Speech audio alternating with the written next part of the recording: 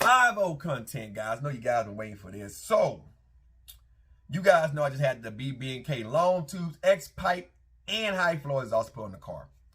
And I've been doing a little tinkering with some things. I got the cam tune on it, the ghost cam tune from Lon. All that choppy chop, good action, right? Well, now things are about to change for the 5-0.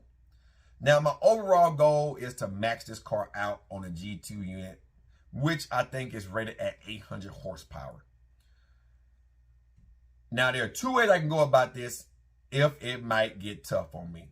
Number one, the 120mm pulley is here at the house. I have a dyno day set up for August. I'm taking it back to the same place around the same time, which was last year, which I went last August. The car made 595, I think 490 foot-pounds of torque. I got the picture, I put it up. It wasn't in SAA standings, the SAE standing with STD. I seen that too, standings. So I'm gonna make sure the guy do it in SAE because I want a very accurate power, torque and horsepower reading. Also, he pulled the pull early at 6,700 RPMs, which I don't know why he was doing that. So I would love him to take it all the way up to about 7,500, and let's see, can the car really eclipse over the 600 horsepower mark, which I'm pretty sure it will. I have the G2 head, the G3 intercooler, and I'm running FIC 1000s with the NGK spark plugs gapped at 0.028, okay? And a vortex booster pump. And the precision was at 50mm blow valve. And yeah, that's it. That's pretty much it. Oh, and the bar short throw shifter and the MTA2 second transmission, that motherfucker, with all the other goodies on that motherfucker. Blah, blah, blah. Now you got the rundown on that, and it's tuned by London. Now you got the rundown on that. Here we go. So I recently put the blowout valve, because the precision blowout valve comes with spacers. So I have been tinkling with the spacers. Now I had completely closed up the blowout valve, but I was having a compressor surge issue. My car at idles at around 20.3 inches of mercury, right, at idle. So the big block by itself is rated for 20 inches of mercury. So that means that the blowout valve isn't all the way open at 20.3. It's open, but it's not all the way open. People say, oh, well, it should be fully open at 20. Not necessarily. Once it get down to, so it's fluctuating sometimes between 19.8 and 23. And what's going on is simple. I figured it out because you just listen to your car, you figure out a lot of fucking shit. I'm having a air to fuel ratio problem. A lot of that stems from the long tubes being on the car, the different position of O2 sensors. The ECU has to relearn that system since Lund and a lot of tuners can't tune because of EPA now standards. So I'm having a little bit of issue, and with long tubes, the car normally runs a little rich anyway. Anytime you add long tubes, that's a normal symptom of that because of the delay in the circuitry since the O2 sensor has been moved. That's why you have to get tuned, get dialed in to compensate from that movement to where the car will run not so rich. It'll be slightly rich, but not as rich as it is.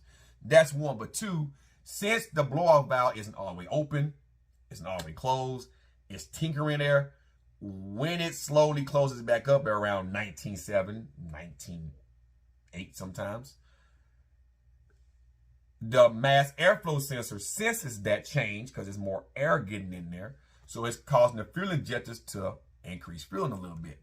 And then once it goes back to fucking like 20.2, 20.3, where it slightly opens, the mass airflow sensor senses this again.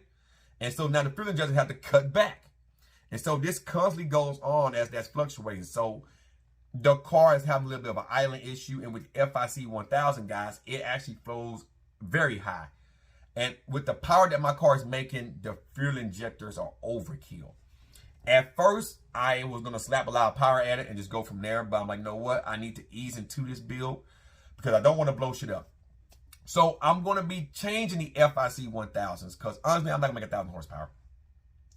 I'm not going to make 1,000 horsepower in this car. It's going to be a daily driving car. It's not going to be really so much of a drag strip car. So all of that high horsepower shit out the window. So I'm going to end up taking the FIC 1000s out. They only got this up at this recording, I think about 15,000 miles on them. I got these motherfuckers with the kit, and I know these motherfucking fuel injectors are very expensive. I'm probably just going to give them away for no more than $100. So be on the lookout for that, guys. Trust me, they work. I'm going to make sure to have them tested for you guys before I give them away. So anybody that's trying to build a 5.0 and supercharge it and they need some bigger fuel injectors, give me about 2 months. These are going to be coming to you. $100, they're used. I'm not going to try to break the bank. I'm just send them away. And that should help with the fuel smell that I'm smelling. I don't have any open fuel injectors because I'm not throwing any coats. It's just the FICs, they flow so high and they saturate. That's a lot of fuel coming in for the amount of air that is coming in. And then on top of that, with the blow-off valve not being either all the way closed or all the way open, it's causing them to pulse and all this shit, which is, it's not a bad issue, but I noticed my air to fuel ratio, it'll jump up to 15 because now the car's trying to lean out because air is like a vacuum leak, air is getting out, so now the car just trying to see vacuum, so it's cutting the fuel injectors. So it temporarily ups the air to fuel ratio, and then once it get ready to close again, it dumps more fuel, so the air to fuel ratio, it tinkers back down like 13.3. So it's causing a little bit of a rough island issue. So I'm going to probably drop it back down to 17, just leave it open, just let it see vacuum at idle. And honestly, I actually did enjoy the blow-off valve, or not the blow-off valve, the supercharger. If I wasn't in all-way boost, let's say I'm cruising, you can hear the air. Sound like a goddamn fighter jet. So I like that. I was trying to keep it stealthy, but I'm like, no, fuck it. Motherfucker pull inside me and they don't hear the blow-off valve at idle. Posting out what they probably won't because I got a pretty loud car. Then, hey, that's their ass. That's their ass, you know what I'm saying? So if I keep it at vacuum, change the fuel injectors, go to a smaller, a flowing fuel injector, something that I know that can handle up to 800 horsepower, and not be so heavily saturated where it's causing me to smell fuel and it's running real rich all the fucking goddamn time, I'm all for that. Because I'm tired of the exhaust popping like it pops a lot. Because it's so rich. I don't have a vacuum leak anywhere. It's just, it's so rich. The fuel is rich, and so it's, people say it need to be rich. I'd rather be rich than sorry for the lean out, but that's just too much richness in my book. And then also with FICs, the hard restart. So let's say you cut the car off, you go into a store, you come back out, you cut it back on. It does this here. Then it'll crank up. And that happens quite often with FICs. Sometimes I cut the car off, cut it back on, it'll crank right up. And sometimes it'll stutter, then it'll finally crank the fuck up. And that's a common issue with FICs. And I think it's the FIC 1000s. So there's no need for me to keep that type of fuel injector. If I was going to build a 900 horsepower car, by all means, yes. But I want to be able to drive on 93. And eventually, you know, I can do a little EA5. Have to change the tune from time to time in the pulley. But so that's what's going to happen. I'm going to do a fuel system upgrade here probably sometime next year. Fingers crossed. I got to put my lowering springs on. And then I'm going to do the axle back because I have the active exhaust. So I'm going to do, I'm trying to either go with Cooks or Corsa to hook up to the X pipe from BBK and do the axle back, which is going to cost an arm and a fucking leg because the active exhaust really increased the value of the price of that axle back. And then once I get done with that, I'm going to put the lower springs on, wider tires, and then I'm going to eventually go with Steeda, the stop the hop kit, you know, to address the way the car put the power down with the upper and lower control arms, the under the sway bars, all that good shit. Because even though it's not going to be a track car, I want to have a fun street car. And finally, I'm going to address the, let me see, tires. I got brakes. I got good brakes. It was something else. I love 355s. Oh, the drive shaft. I'm going to put a one-piece drive shaft. Not going carbon fiber. Going to probably be one aluminum piece drive shaft. And once again, it's not really be a drag car, guys. It's going to be a fun street car. Very fun, stealthy-ass street car. But Dyno Day is coming up next month. I'll let you guys know where I'll be at. You guys come out and see the car for yourself.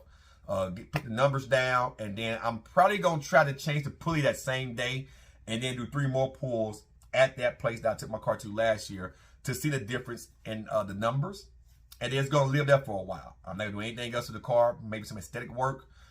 And then next year, beginning of the year, more parts, more power, more fun, fuel system upgrade, and then I'm probably going to take it down to the 115 millimeter pulley on some E85 and see can we start to get well into the 7s. Now, if I do decide to go to the G3 head unit, I'm going to keep my G2. And then with the fuel system in there and everything, with that G3, I can go all the way up to 800. Most likely 850. Depending. Like I said, I don't want to blow up the G2, but it's good for 800. So if let's say I get to 790, I can't just make no more. I put the G3 in there. And then I know I can eclipse the 800, now I'll be fine. And at that time, I might have, if I need to buy some FIC 1000, which I probably wouldn't, I can get a different fuel injector to make 800 horses. The Chevy GT 500 that Ford makes now, those fuel injectors are more than enough for 800 horsepower. I'll just go with that and just let it live there. And that'll probably be where I stop it at. I don't want to risk blowing up the transmission because I'm not trying to build one for new caliber. And I don't want to risk blowing up my engine. Like I said, it's going to be my daily driver. I want to be able to put pump gas in there and drive that fucker. Of course, if I make that much horsepower, I cannot drive it because of knock issues. But I can just do a pulley swap, E85 tune, and there you go. Matter of fucking fact, I can leave, let's say, the 120 pulley in the car, E85, and that 120, let's say, on the G2, right, might be only good with everything I got now up to 680. E85 will put it over 700, right? Let's say the 120 on the G3, it's probably already making that 720, 730. E85, it might jump up 780 on a 120. So that's E85 is like God's gas, God's fuel to the racer. And the good thing about E85, if I want to keep the same pulley, just swap the fuel, I ain't got to keep pulling down, I can live there, I can drive. I can run 93 or E85 in that motherfucker. Matter of fact, I can mix the fuel. So that'll be my next big investment for the fuel system upgrade. So, but anyway, guys, I want to give you guys an update. Be on the lookout for the video with the FICs for sale. All right. And I'll be dropping my email link and all that when I get ready to sell it. And then we can work out Cash App. I will send it to you guys. You guys get them, do the unboxing, tag me in the video, put them in your car. Have at it. Have at it. But that's the update on my car. As a matter of fact, I'm getting ready to go outside right now and change the spacers back down to 17. If you guys want to know how to do that, I'll tell you. The spring is set at 5 inches of mercury for vacuum, the stock spring. So you have the very big spacer, the medium size spacer, then like a small little thin one, right? The medium size is good for 10, right, inches of mercury. So you take that one, right? It's the second biggest one. And then you take the small little one, that's good for about 2 more inches of mercury. That's 17. And I know this for a fact when I had it on last time, the car was running a lot better. I just wanted to keep it stealthy, so that's why I went back to the 20. I would listen to when it will open. I could hear it, cause it will, right? And it will always around 17. I would hear it, and then the moment I get on the gas and get around 16, you'll stop hearing it. So that's about 17. The big one's good for 15 inches of mercury. You add that with the spring, that's 20. And then if you want to go to 22, there'll be a complete closure on your boosted coyote. But be warned, you might have compressor surge if you're, let's say you're shifting gears and you're blowing off the air. It'll open real quick. If you shift too quick, you hear it happened to me. That's why I didn't want to go that high. So that's why it's at 20, but I'm having that idling issue because it's fluctuating, open and close. It's fluctuating. So I'm going to keep that 17, let it ride there. I'm not going to change it no more after this. And the next step would be dyno, pulling down, and giving you guys some more awesome 5.0 content. And, you know, especially if we're going to go back to Mexico, once it get a little bit cooler. And I'm trying to get the draggy. I got to buy the actual monitor and all that shit so I can do some dragging on the street. So be on the lookout for that too, guys. I got a lot of good 5.0 content coming. So thank you guys that's watching the 5.0 content and subbing. Hope you guys enjoy. Live stream tomorrow. We're going to talk about America. Victim Cup. Victim Cup. The United States of Victim Cup. Victimhood. Victimism. We're going to talk about that tomorrow on my live stream as well as open mic. A lot of fun shit. Going to be a 2-hour stream tomorrow evening. Sometime probably after, I say, 7 to 9 tomorrow.